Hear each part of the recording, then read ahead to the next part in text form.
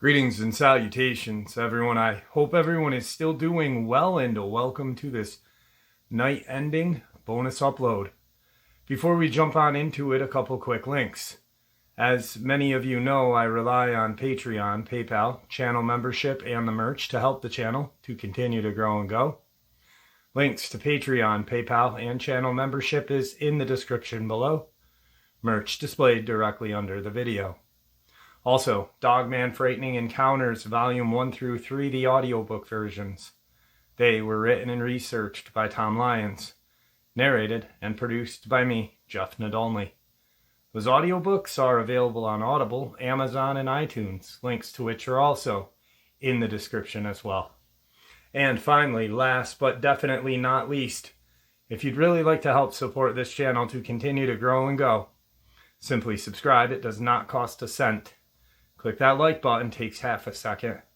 If you don't want to miss out on any of the informative uploads that I put out daily, click that bell icon, and folks, please leave a comment and share the video. Why? Well, because these things, they really do help the channel to continue to grow and go. They definitely do matter, and they are appreciated. And with that, I have taken far too much of your time. Let's jump in to this night-ending bonus upload, shall we?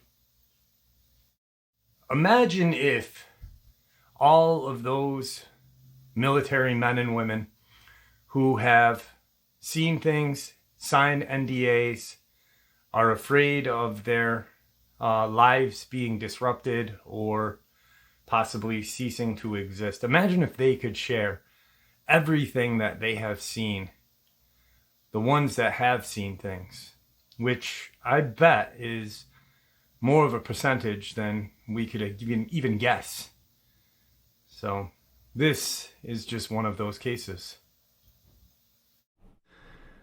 All right, guys. Tonight we are going to have a very interesting kind of diary excerpt from a major in the Army intelligence about a experience he had with something coming out of Roswell, New Mexico. Let's get into it. I can remember a time when I was so young and feeling so invincible that there was nothing in the world I was afraid of. I'd faced down fear in North Africa with General Patton's army. I stood toe-to-toe against the artillery in Rommel's panzer divisions and gave them better than they dished out to us. We were an army of young men from a country that had not started the war but found itself right in the midst of it. Before we even got out of church, the Sunday Pearl Harbor was attacked. The next thing we knew, Hitler declared war on us and we were fighting in Europe. But by 1942, we drove the Germans right out of Africa and jumped across the sea to Sicily. Then, while Mussolini was still reeling from the punches, we invaded Italy and fought our way up the peninsula until we came to Rome. We were the first invading army to conquer Rome since the Middle Ages, and obviously the first invading army from the New World to ever occupy Rome. But there we were, by early 1944, sitting in Rome after Mussolini fled and the German front collapsing all around us. And as a young captain in Army intelligence, I was ordered to oversee the formation of a civilian government under Allied military rule in a magical city of my ancestors that I had only read about in history books. Pope Pius himself offered me an audience to discuss our plans for the city government. You can't even dream this stuff up. It has to happen to you in real life. And then you pinch yourself to make sure you do not wake up in your own bed outside of Pittsburgh on a winter morning.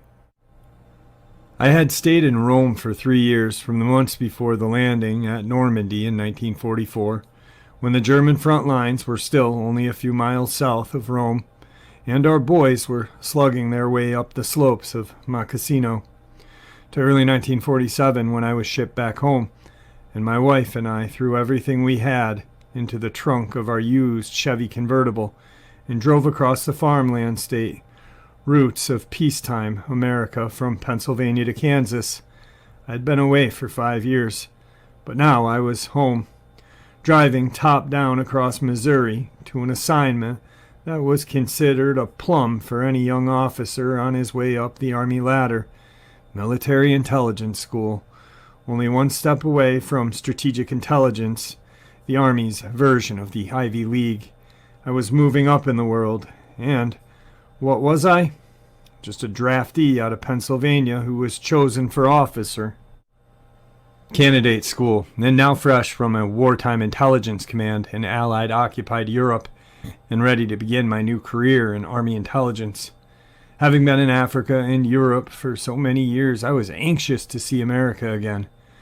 By this time, its people were not stooping under the weight of the Depression, nor in factories, nor in uniform, sweating out a desperate war across two seas. This was the American victory, and you could see it as you drove through the small towns of southern Ohio and Illinois, and then across the Mississippi. We didn't stop overnight to see St. Louis, or even to linger on the Kansas side of the river. I was so excited to be a career officer that we didn't stop driving until we pulled straight into Fort Riley and set up an apartment in nearby Junction City, where we'd live while we got our house ready on the base.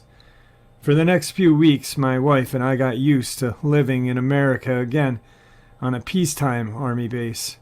We had lived in Rome after the war while I was still trying to help pacify the city and fend off the communist attempts to take over the government. It was as if we were still fighting a war because each day had brought renewed challenges from either the communist or the organized crime families who tried to infiltrate their way back into the civilian government. My life was also in danger each day from the different terrorists in the city, each group with its own agenda. So, in contrast to Italy, Fort Riley was like the beginning of a vacation. And I was back in school again. This time, however, I was taking courses in career training. I knew how to be an intelligence officer, and in fact, I had been trained by the British MI-19, the premier wartime intelligence network in the world. My training had been so thorough that even though we were up against crack Soviet NKVD units operating within Rome, we were able to outthink them and actually destroy them. Prior to the war, the United States really didn't have a peacetime intelligence service, which is why they quickly formed the OSS when war broke out. But the Army intelligence units and the OSS did not operate together for the most of the war because communication lines were faulty and we never really trusted the OSS agenda. Now with the war over and Army intelligence having come into its own, I was part of a whole new career intelligence officers who would keep watch on Soviet activities. The Soviets had become our new old enemies. In intelligence school during those first months, we reviewed not only the rudiments of good intelligence gathering, interrogation of enemy prisoners, analysis of raw intelligence data, and the like, but we learned the basic of administration and how to run a wartime intelligence unit called the aggressor force. None of us realized during those early days how quickly our newly acquired skills would be tested, nor where our enemies would choose to fight. But those were confident days as the weather turned warmer on the plains and the days grew long with the coming of summer. Before the war broke out and when I was in high school back in California, Pennsylvania, my hometown, I was something of a bowler. It was a sport I wanted to get back into when the war ended. So when I got to Fort Riley, one of the first places I looked up was the bowling alley on base, which had been built in one of the former stables. Fort Riley was a former cavalry base, the home of Cutter's 7th Cavalry, and still had a polo field after the war. I started practicing my bowling again and was soon rolling enough strikes that the enlisted men who bowled there began talking to me about my game. Before too many months had passed, Sergeant Bill Brown, a man called him Brownie, stopped me when I was charging out of my bowling shoes, and he said he wanted to talk. "Major, sir," he began, more than a little embarrassed to address an officer out of uniform and not in any official Army business. He couldn't possibly have realized that I was a draftee just like him, and had spent the first few months in service taking orders from corporals in boot camp. "Sergeant," I asked. "The men at the post want to start up a bowling league, sir. Have teams to bowl against and maybe come up with a team to represent the base," he began. "So we've been watching you bowl on Saturdays." "So what am I doing wrong?" I asked. I figured at first maybe this sergeant was going to give me a tip or two and wanted to establish some authority. "Okay, I'll take a tip from anybody, but that's not what he asked." "No, sir, nothing at all," he stammered. "I'm saying something different. We, the guys, were wondering if you've bowled before. You do think maybe you'd like to become part of the team?" He had gotten more confidence, and more he framed his request. "You want me on your team?" I asked. I was pretty surprised because officers were not supposed to fraternize with enlisted men at the time. Things are very different now, but then, 50 years ago, it was a different world. Even for much of the officer corps that started out as draftees and went through officer training. "We know it's out of the ordinary, sir, but there are no rules against it." I gave him a very surprised look. "We checked," he said. This was obviously not spur-of-the-moment question. "You think I can hold up my end of things?" I asked.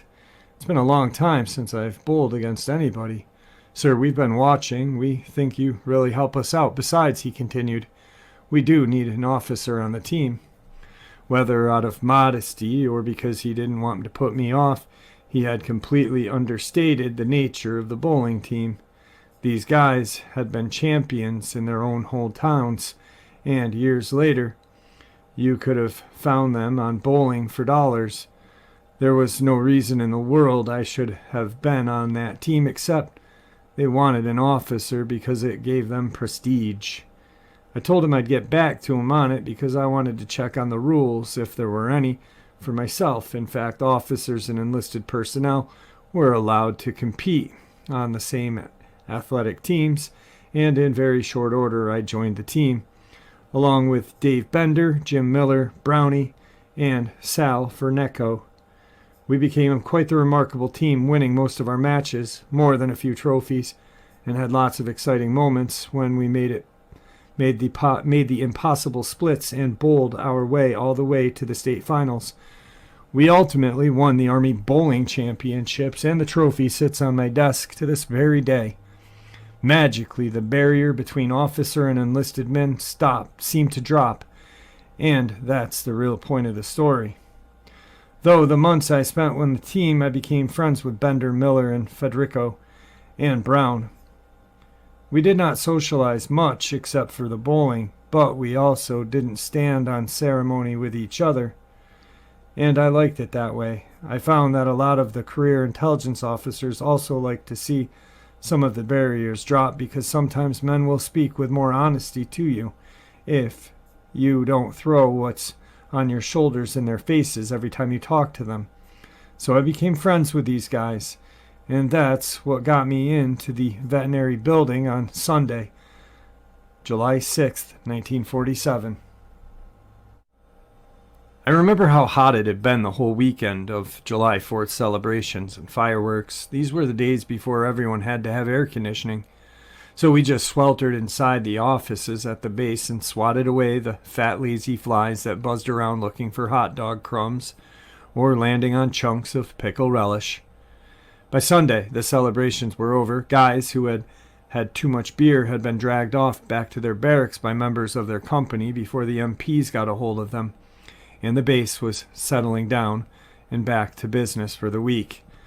Nobody seemed to take much notice of the 5 deuce-and-a-halfs and the side-by-side lowboy trailers that had pulled into the base that afternoon full of cargo from Fort Bliss in Texas, on their way to Air Material Command at Wright Field in Ohio. If you had looked at the cargo manifests the drivers were carrying, you'd see lists itemizing landing gear assembly struts for B-29s, wing tank pods for vintage P-51s, piston rings for radial aircraft engines, 10 crates of Motorola walkie-talkies, and you wouldn't think anything of the shipment except for the fact that it is going the wrong way. These spare parts were usually shipped from right field to bases like Fort Bliss, rather than the other way around, but of course, I wouldn't know that until years later when the real cargo of those trucks fell straight onto my desk as if they had been dropped out of the sky. It got quiet that evening right after dark, and I remember that it was very humid. Off in the distance you could see lightning, and I was wondering if the storms were going to reach the base before morning. I was the post-duty officer on the night, similar to chief duty officer for watch on naval vessel, and hoped, even more fervently, that if a storm were on its way, it wouldn't wait until morning to break, so that I might be spared walking through the mud from sentry post to sentry post in the midst of the summer downpour. I looked over the sentry duty roster for that night and saw that Brownie was standing a post over at one of the old veterinarian buildings near the center of a compound. The post-duty officer spends his night at the main base headquarters, where he watches the phones and is the human firewall between the emergency and a disaster. Not much to do unless there's a war on or a company of roustabouts decides to tear up the local bar. And by late night, the base settles into a pattern. Sentries walk their posts, and various administrative offices close down, and whoever is on night watch takes over the communication system, which in 1947 consisted primarily of telephone and telex cable. I had to walk a beat as well, checking the different buildings and sentry posts to make sure everyone was on duty. I also had to close down the social clubs after I made my obligatory stops at the enlisted men's and officer clubs, shutting down the bars and tossing, with all due respect to the senior officers, the drunks back to their quarters. I footed it over to the old veterinary building where Brown was standing watch. But when I got there, where he was supposed to be, I didn't see him. Something was wrong. "Major Corso," a voice hissed out of the darkness. It had an edge of terror and excitement to it. "What the hell are you doing in there, Brownie?" I began cursing out the figure that peeked out at me from behind the door. "Have you gone off of your rocker?" He was supposed to be outside of the building, not hiding in the doorway. It was a breach of duty. "You don't understand, Major," he whispered again. "You have to see this. Better be good," I said as I walked over to where he was standing and waited for him outside the door. "Now you get out there where I can see you," I ordered. Brown popped his head out from behind the door. "You know what's in here?" he asked. Whatever was going on, I didn't want to play any games. The post-duty sheet for that night read that the veterinary building was off limits to anyone. Not even the sentries were allowed inside because whatever had been loaded in that had been classified as no access. What was Brown doing inside? "Brownie, you know you're not supposed to be in here," I said. "Get out here and tell me what's going on." He stepped out from inside the door, and even though the shadow, I could see that his face was dead pale, just as if he had seen a ghost. "You won't believe this," he said.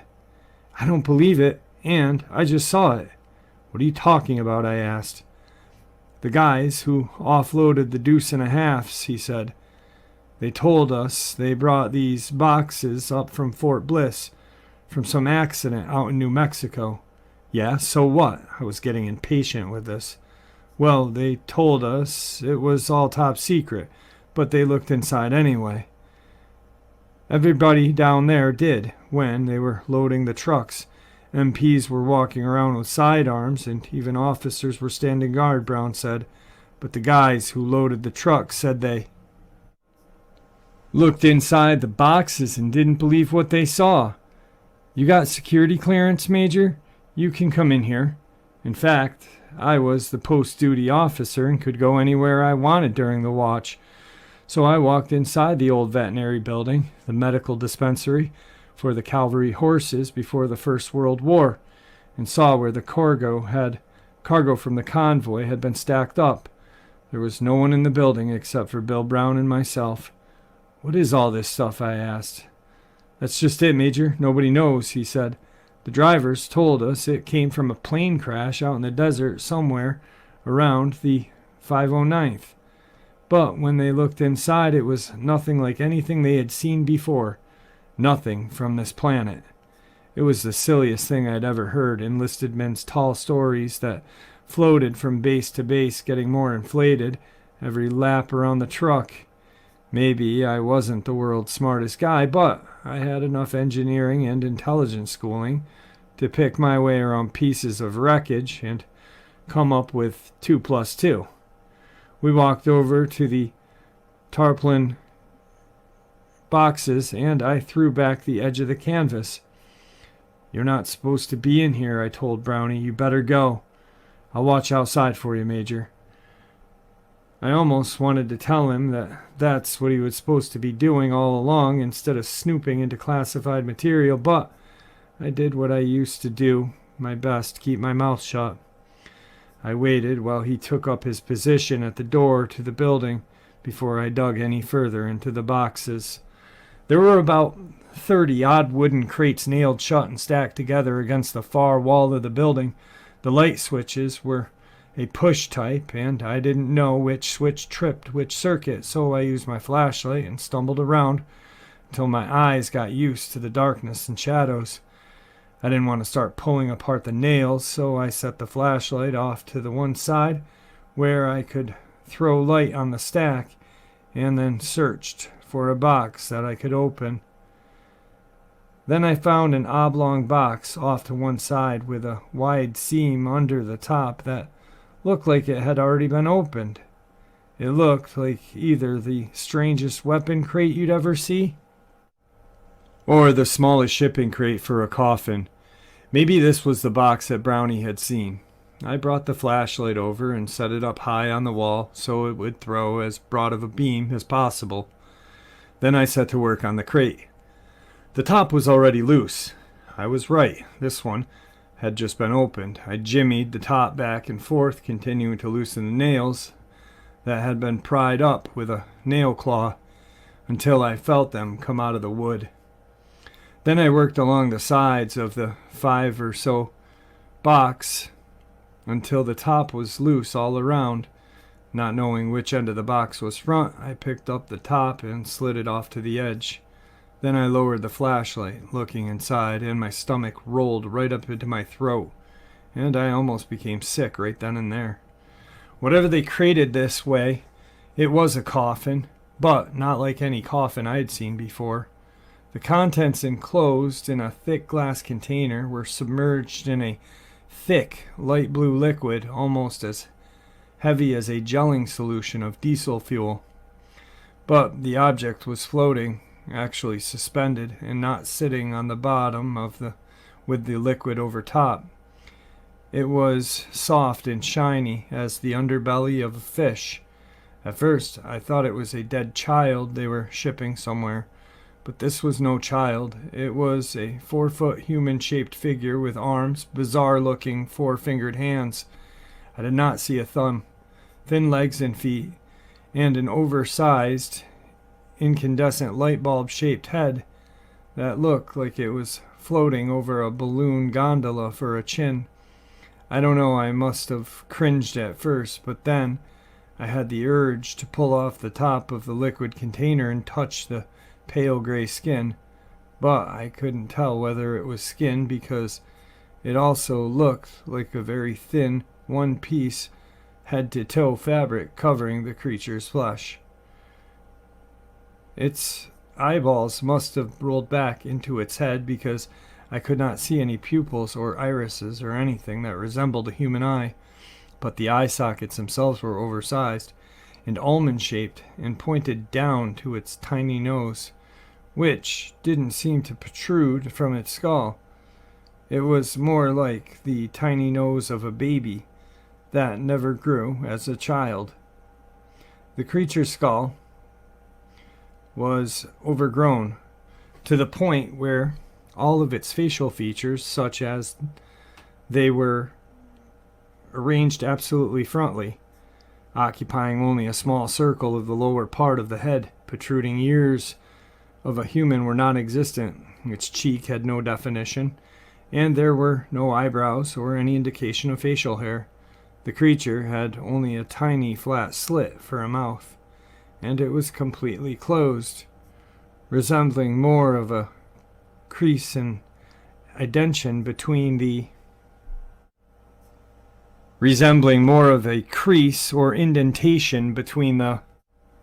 nose and the bottom of the chinless skull than a fully functional orifice.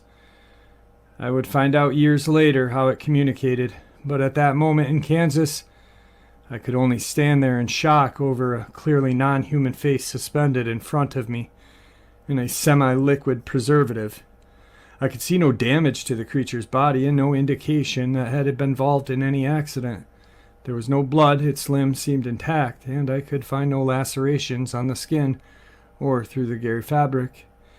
I looked through the crate, encasing the container of liquid for any paperwork or shipping invoice or anything that would describe the nature or origin of this thing. What I found was an intriguing Army intelligence document describing the creature as an inhabitant of a craft that had crash-landed in Roswell, New Mexico, earlier that week, and a routing manifest for this creature to the login officer at the Air Material Command at Wright Field, and from him to the Walter Reed Army Hospital morgue pathology section, where I suppose the creature would be autopsied and stored. It was not a document I was meant to see for sure, so I tucked it back into the envelope against the inside wall of the crate. I allowed myself more time to look at the creature than I should have, I suppose because that night I missed the time checks on the rest of my rounds and believed I'd have to come up with a pretty good explanation for the lateness of my other stops to verify the sentry assignments, but what I was looking at was worth any trouble I'd get into the next day. This thing was truly fascinating, and at the same time, utterly horrible. It challenged every conception I had, and I hoped against hope that I was looking at some form of atomic human mutation. I knew I couldn't ask anyone about it, and because I hoped I would never see anything like it again, I came up with an explanation after explanation for its existence. Despite what I'd read on that enclosed document, it was shipping here from Hiroshima. It was the result of a Nazi genetic experiment. It was a dead circus freak. It was anything but what I knew it said it was, what it had to be, an extraterrestrial. I slid the top of the crate back over the creature, knocked the nails loosely into its original hole with the butt end of my flashlight, and put the tarp back into position. Then I left the building and hoped I could close the door forever on what I saw. Just forget it, I told myself. You weren't supposed to see it. And maybe you can live your whole life without ever thinking about it again. Maybe. Once outside the building, I rejoined Brownie at his post. You know you never saw this, I said, and you tell no one. Saw what, Major? Brownie said, and I walked back to the base general headquarters. The image of the creature suspended in that liquid faded away with every step I took. By the time I slid back to my desk, it was all a dream. No, not a dream, a nightmare. But it was over, I hoped. It would never come back. And there you have it, folks. I hope you all enjoyed tonight's night-ending bonus as much as I enjoyed sharing it with you. I'd really like to thank you all for supporting this channel. It is, after all, your support that helps the channel to continue to grow and go, and what gives us all a place and a chance to share our experiences and theories, judgment-free. Everyone is simply treated with the respect that we deserve. Please stay safe, happy, healthy, and ever vigilant, keeping an eye on our children, pets, family, and friends. These creatures are real. These events have happened. Share this information with those you love and care about, and it may just help save their lives someday. Until next time, never stop asking questions, never stop searching for the truth, and God bless you all.